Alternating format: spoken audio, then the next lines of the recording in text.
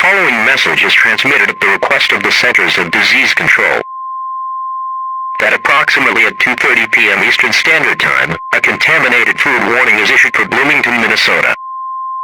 Residents are advised not to order the Oreo Blizzard at Dairy Queen, one of the Oreo Blizzard of some virus in the desert.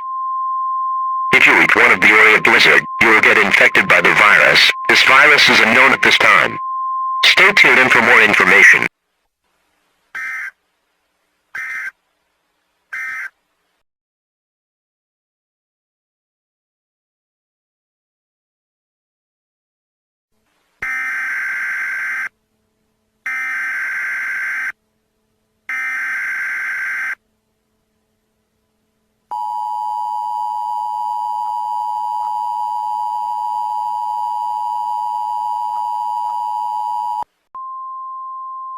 Administrative message.